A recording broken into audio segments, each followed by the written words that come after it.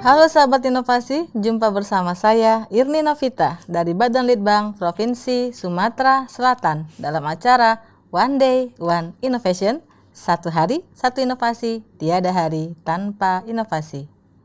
Sahabat inovasi, saat ini inovasi menjadi sebuah keharusan. Dunia terus berubah, maka kita harus adaptif dan inovatif. Untuk menginspirasi, kami hadir dengan para inovator hebat dengan inovasi-inovasinya dalam acara One Day One Innovation. Sahabat inovasi, Sumatera Selatan sangat kaya akan ikan. Tentunya karena Sumatera Selatan hampir 2/3 daerahnya merupakan daerah sungai ataupun perairan. Dengan adanya perairan ini tentunya ikan akan sangat berlimpah di daerah Sumatera Selatan. Tetapi ada yang harus kita tahu bahwa untuk mengolah ikan sesuai dengan standar sangat diperlukan peraturan ataupun SOP dari masa penangkaran atau budidaya sampai ke pengolahannya. Untuk itu kita langsung saja menyapa Ibu Karnilawati, SPI dari Balai Riset Perikanan, Perairan Umum dan Penyuluh Perikanan dengan inovasinya peningkatan kualitas mutu dan ekonomi masyarakat perikanan. Langsung saja kita sapa Ibu Mila, ya Bu ya. Ibu Karnilawati. Selamat datang di acara kami One Day One Innovation. Terima kasih. Bagaimana kabarnya hari ini Bu? Alhamdulillah sehat. Sehat ya. Bagaimana kan sekarang ini masih musim hujan gitu ya. Bagaimana dengan proses mungkin penangkapan ikan atau budidaya ikan gitu Bu? Ada kendala nggak? Kalau sekarang kalau di nelayan karena musim pasang ya, hasil tangkap ikan agak berkurang di bulan ini. Tapi kalau musim hujan seperti ini, kalau penjualan online pempek itu apalagi semenjak Covid kemarin, saya mendapat laporan dari binan-binan saya itu semenjak tidak ada adanya Covid, tidak ada lagi pameran, tapi penjualan peningkatan online itu meningkat. Ya. Alhamdulillah di situ, jadi menutupi ekonomi mereka, kan penjualan mereka. Baik, terkait dengan inovasi Ibu ini, peningkatan kualitas mutu dan ekonomi gitu ya, terutama masyarakat perikanan gitu ya. Apa sih yang ditingkatkan dari mutu ini dan bagaimana caranya sehingga mutu perikanan terlalu terjaga? Kami selaku penyuluh perikan itu bekerja sama dengan Dinas Perikan Provinsi maupun Dinas Kota Palembang bahwa kami akan melakukan penyuluhan mengenai SKP, sertifikat kelaikan pengolahan. Di sini nanti kita akan dibuat panduan SSOP GMBUP-nya. Jadi ikan ini diolah sesuai dengan standar yang kami punya sendiri dari Kementerian Kelautan Perikanan, bahwa nanti dari awal ikan itu masuk, misalnya pempek itu ikan giling itu diolah dulu, dicek dulu apakah sudah bersih, dicuci berapa kali, terus dalam pengolahan juga direbusnya tidak ada penambahan bahan lain, yang mengolahnya juga orangnya yang memang bersih, menutup kepala, sarung tangan, sarung kaki, terus tempat lokasi juga bersih, tidak ada hama, tidak ada nyamuk. Air yang digunakan juga bersih, sistem packing juga bersih. Karena kemarin ya kelompok kami pernah didatangi Pak Gubernur Pak Herman Deru di bulan Februari bahwa ikan giling pertama di Sumatera Selatan yang sudah memiliki SKP. Jadi diarahkan untuk pengolah-pengolah pempek itu bahwa untuk yang mau SKP, jadi dari awal ikan itu gilingnya itu sudah yang bagus, sebaiknya sudah di SKP juga. Jadi ada persamaan kan. Ada kesinambungan ya. Iya, kesinambungannya di situ. Dari dia awal proses penangkapan ikan gitu ya sampai jadinya ikan giling itu harus disertifikasi semua. Baik. Nah, ketika melaksanakan gitu, artinya kan Bu, Ibu harus bekerja sama nih dengan dari sisi hulu dulu ya. Hulunya mungkin penelayan atau penangkap ikan gitu ya. Ibu harus bekerja sama dengan mereka. Kemudian nanti setelah itu kan mereka menjual kepada pemasok ataupun pengelola ikan giling. Kemudian nanti dari ikan giling nanti di deliver juga kepada pembuat pempek. Artinya ada 3 kelompok yang harus Ibu kasih sosialisasi ataupun kasih penjelasan supaya sesuai dengan sertifikasi itu. Apa yang Ibu lakukan dengan ketiga kelompok ini? Kalau itu untuk di nelayan, kami selalu menggunakan memberitahu mereka bahwa menggunakan alat tangkap yang baik dan benar yang tidak merugikan lingkungan. Seperti misalnya jangan menggunakan setrum. Untuk pembudidaya ikan, kami juga menyarankan untuk kelompok binaan kami itu disebut pokdakan ya, kelompok budidaya ikan. bahwa usaha budidaya mereka tuh harus memiliki sertifikat CBIB, cara budidaya ikan yang baik, dan CPIB, cara budidaya ikan yang baik. Dan untuk pengolah itu pengolah perikanan itu POK Laksar, kelompok pengolah massar ikan itu dengan SKP. Nah, jadi kemarin juga kami kerjasama, saya juga melakukan uji sampel baru saja bulan kemarin itu dengan bekerjasama dengan Satwas PSDKP, sama Dinas Perikanan Kelautan Provinsi Sumsel dan Lab UPTDM FPHP untuk uji sampel. Karena kita kemarin kan mau mendekati tahun baru, ada PN besar, jadi kita uji sampel. Ada 12 ikan giling yang kita ambil uji sampelnya untuk jangan sampai terjadi sesuatu gitu kan. Nah, jadi alhamdulillah untuk saat ini aman kan. Jadi saya juga ingin memberitahukan kepada masyarakat bagi yang ingin melakukan uji sampel produk perikanan boleh dilakukan di Lab UPTDMHP Provinsi Sumatera Selatan itu di kilometer 5 seperti pesan Pak Dinas Kelautan Perikanan Pak Widodo kemarin.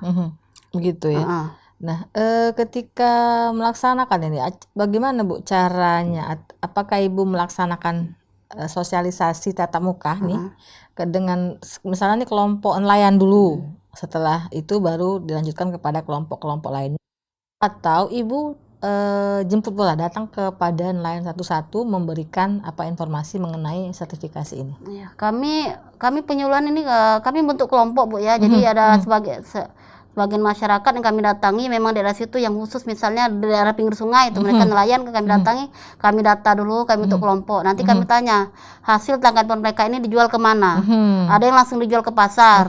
Nah, untuk pengolah ini mereka biasa membeli ikan giling yang di daerah Jakabaring. Nah, kalau gabus kadang mereka dari luar, dari luar bisa sampai khusus ikan gabus itu sampai bisa berapa ton dalam sehari masuk itu yang ngambil ya biasa PPP yang besar seperti Candy, Beringin. Nah, itu di kelompok binaan saya juga yang seperti itu. Nah, dan di budidaya juga mereka kadang pengepul atau dari yang dari pasar Jakabaring itu mengambil di lokasi.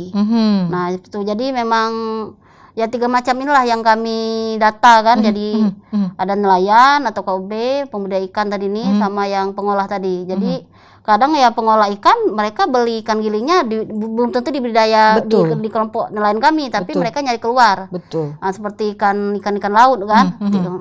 Nah, pernah nggak maksudnya gini Bu, kalau misalnya nih ada kelompok nelayan nih ya yang Ibu istilahnya periksa dalam tanda kutip, kemudian ditemukan bahwa mereka tidak layak sertifikasi gitu ya, maksudnya tidak tersertifikat nih ya hasil yang tangkapan mereka, mungkin mereka menggunakan benda-benda berbahaya ketika menangkapnya, ataupun ketika setelah menangkap mereka menggunakan pengawet supaya ikannya awet gitu. Nah, ketika mereka tidak lulus sertifikat, apa yang Ibu lakukan? Misalnya apakah mereka diberikan punishment ataukah mereka diberikan pembinaan? Kalau saya berikan pembinaan, kami kan membina. Jadi saya berikan pembinaan bahwa tidak boleh menggunakan alat tangkap berbahaya, kan nanti merugikan. Nanti karena kalau mereka menangkap di perairan Sungai Musi itu ada Satwas PSDKP, mereka kadang mengecek, kadang melakukan razia. Nah, di situ kadang yang menggunakan alat setrum itu.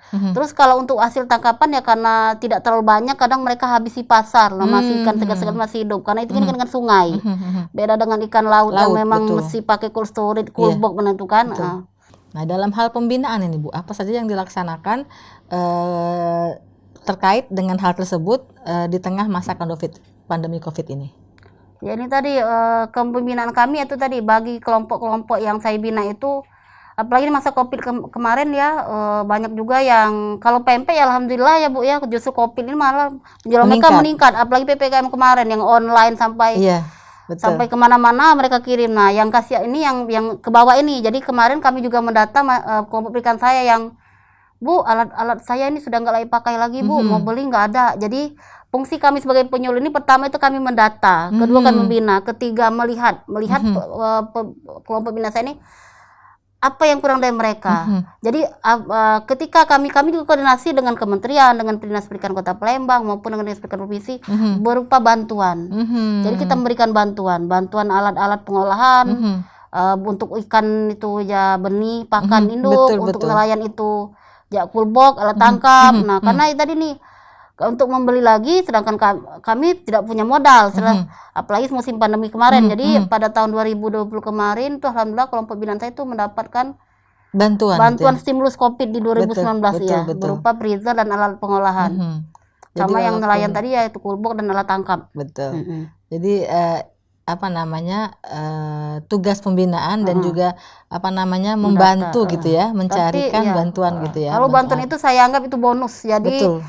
saya tidak mau mendata kelompok yang tiba-tiba ya karena mau ngomong penyuluh itu identik dengan proposal bantuan, saya tidak mau seperti itu. Betul, Jadi betul. saya bina dulu, saya data dulu. Jadi kalau seperti pengalaman saya sebelumnya, saya ini kan ketika baru terjun ke masyarakat, saya mendata, membina, bertanya itu ada yang welcome sebenarnya kami. Betul, Karena betul. kami banyak tanya, ibu ini kenapa tanya Bu?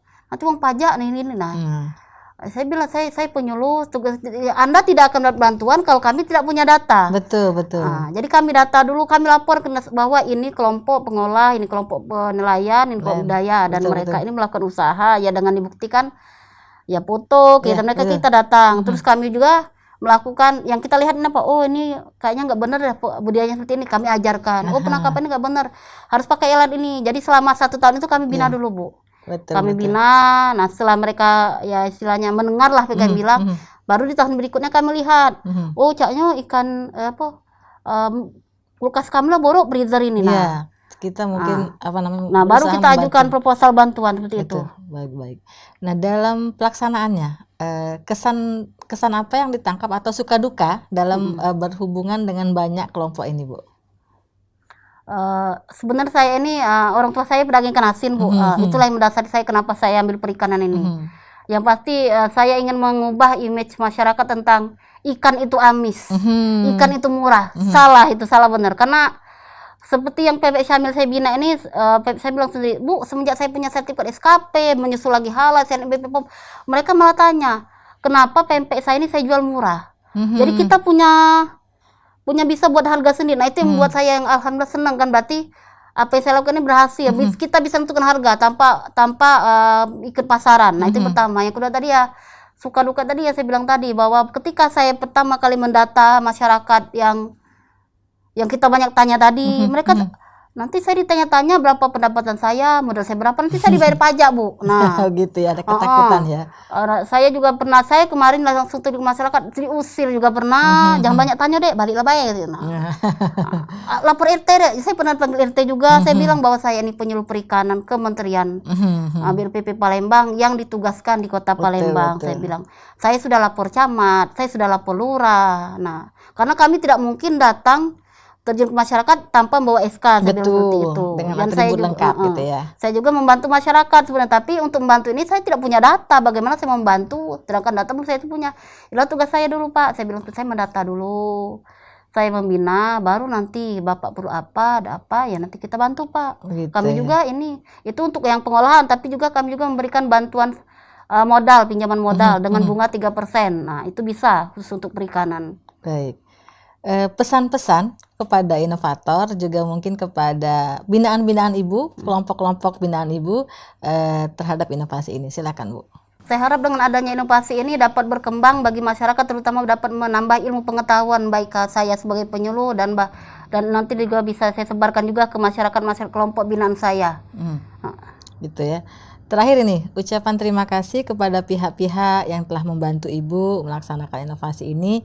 Juga mungkin ada apa ya namanya, slogan atau pesan terhadap apa namanya ikan, kegemaran ikan. Silakan Bu.